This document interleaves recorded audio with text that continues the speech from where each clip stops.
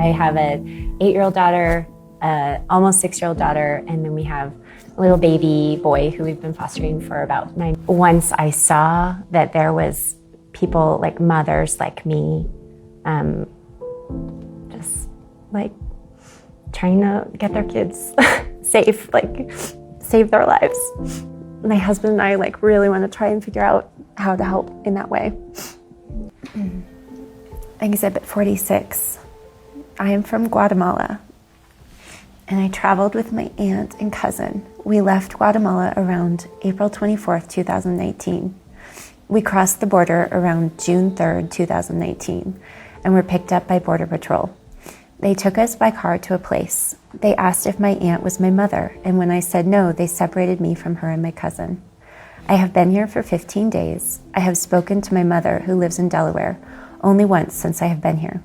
I am sad because I miss my mother. I don't know why I am still here. Before I spoke to my mother last Friday, I spoke to a woman who told me I was being moved that day or Monday, but I was not moved on Monday, and I am still here. I live in a room with 13 girls, 2 who have babies. About 5 days ago, SYC arrived. She is 4 years old. The guards told another girl, who is 17, to take care of S. But this girl left, so I began to take care of S, since she was all by herself. S is also from Guatemala and told me that she traveled to the United States with her father, who dropped her off with someone and went home.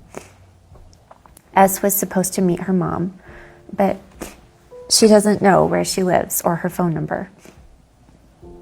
S arrived. She cried a lot. The guards asked me to bathe S the day before yesterday. This was her first bath since arriving 4 days before. I brushed S's teeth after every meal. This morning at around 6 a.m., a guard came into the room and read off a list of people's names. He told all of the people whose names were on the list to come with him. S's name was on the list, but mine was not. It was early in the morning, so S and I were asleep side by side. S heard her name and clung to me crying. I had to explain to her that they had called her name and that she had to go along without me. It was hard to have to tell her that. She did not want to go with a group of people that she does not know, and they did not tell her where she was going. S looked back at me as she joined the group that had been called. Tears were running down her face. I felt very sad, but did not want her to see me cry. Since I have been here, I have not been able to wash my clothes. ICVLG swear under penalty of perjury that the above declaration is true and complete to the best of my abilities. This declaration was provided in Spanish, a language in which I am fluent, and was read back to me in Spanish. June 20th, 2018.